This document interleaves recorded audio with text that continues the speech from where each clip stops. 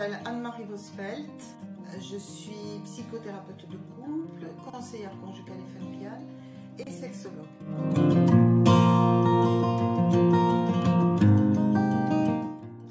Aujourd'hui, je vous propose une analyse de cas.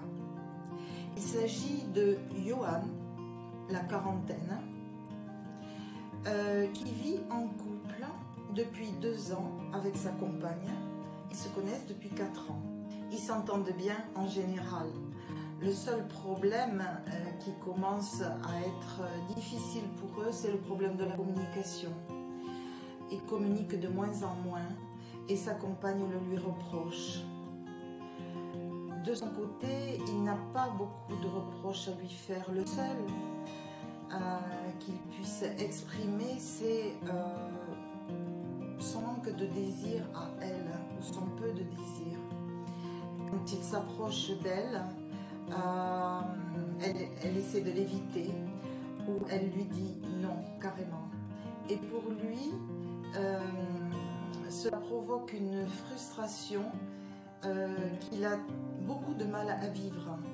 Cette frustration le conduit à compenser, et il en parle très clairement, mais avec colère, en compenser par fantasmer sur d'autres femmes, ou même désirer rencontrer d'autres femmes et le faire, et aller jusqu'à faire l'amour avec d'autres femmes. Et il se reproche ce qu'il appelle une pulsion de sa part, une pulsion animale, et par rapport à ça, il se sent aussi anormal. Alors, il se sent frustré et il se sent anormal. Il vient en consultation pour essayer de trouver une solution, ou même à la limite se poser la question: est-ce que je suis normale? Est-ce que je suis pervers?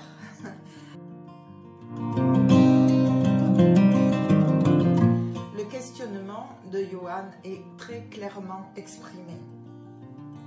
Je suis très embarrassée parce que j'aime ma femme et je crois vraiment qu'elle m'aime aussi. Alors pourquoi cette différence entre elle et moi? C'est pas juste. Je voudrais comprendre pourquoi en est-on arrivé là. Maintenant, je vais essayer de vous exprimer l'analyse que je fais par rapport à ce questionnement. Dans la nature, il n'y a pas d'exclusivité sexuelle, sauf rares exceptions. Le seul impératif dans la nature, c'est la survie de l'espèce. Le mâle est programmé pour féconder plusieurs femelles et la femelle est programmée pour être fécondée par plusieurs mâles. On ne sait pas qui est le père du petit à naître.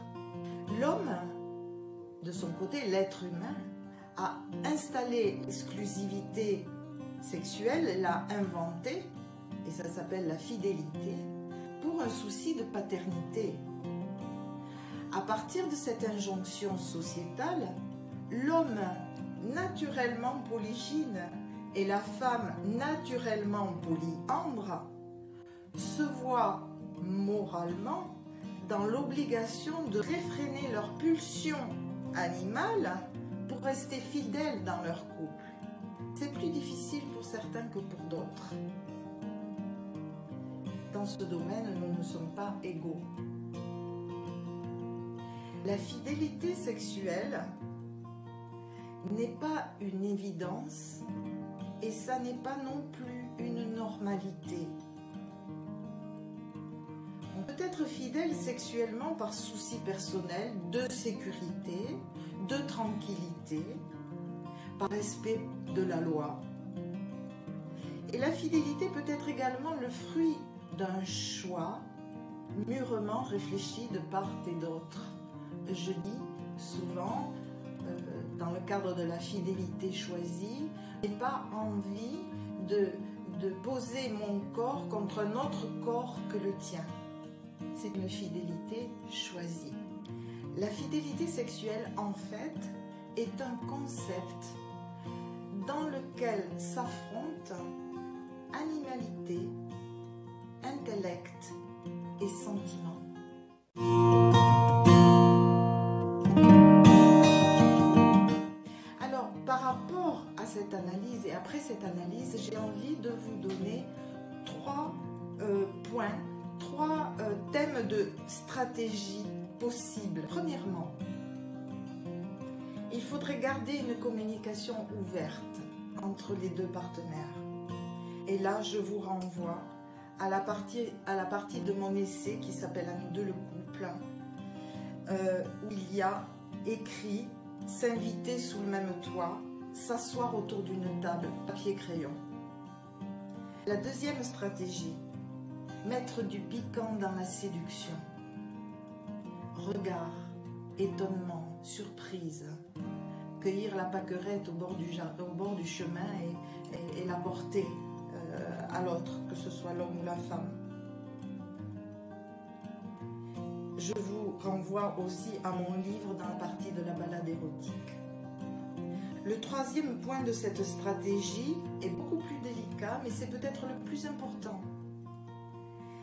Parler librement des tentations que l'un, l'autre ou les deux ressentent par rapport à d'autres personnes. Cela demande une ouverture d'esprit particulière, mais le couple y gagnera, car c'est une bonne façon d'amoindrir les tentations.